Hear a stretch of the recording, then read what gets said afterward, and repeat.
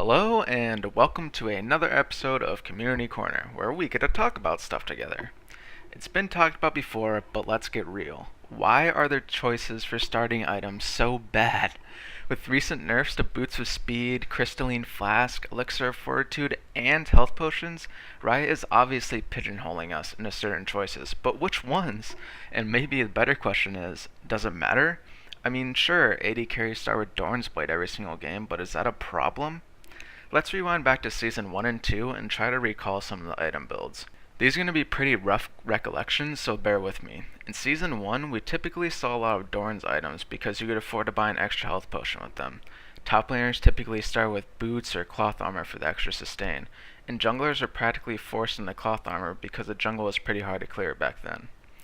Season 2 is pretty much dominated by boot starts. Every lane, including jungle, would start with boots with the exception of course, the support. The reason I'm bringing all this up is because there's one common denominator here. No one started with a ward except the support.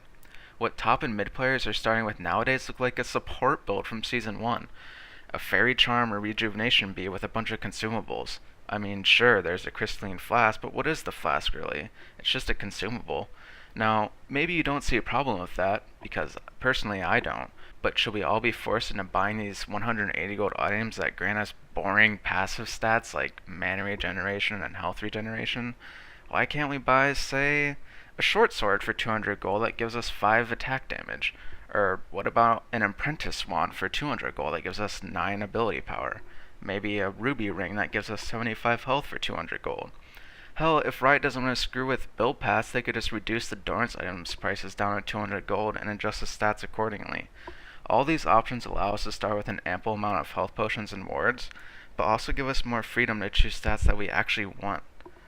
The role in which we see the most diverse build paths is support, and that's because they're buying a ton of items that are below the 250 gold mark. Having a wide variety of cheap items available to you simply gives you more freedom and makes your starting item choice require a bit more thought. This might be a sore subject for some of you, but I think we can take a hint from Dota here regarding starting items. Sure, Dota has a lot more items in general, and I'm not asking to have as many choices as they do, but having even half of them would be nice. Dota has 18 items that are under the 250 gold mark, and only half of those are consumables. League has 7 of them, and all but 2 of them are consumables. And get this, the starting goal in Dota is even higher than it is in League, meaning they have even more customization level 1. Now, listen, I'm not trying to say Dota is a better game or anything. Trust me, if I did think that, I'll be playing it instead. But I do think we can take some hints from it. Now, you already know my stance on this. I think the starting item choices are terrible and need to be revamped, but this is about you guys. Do you think we lack freedom or diversity in item builds? And better yet, do you think it even matters? I mean, sure, we see Hunter's Machete on junglers every single game, but who cares, right?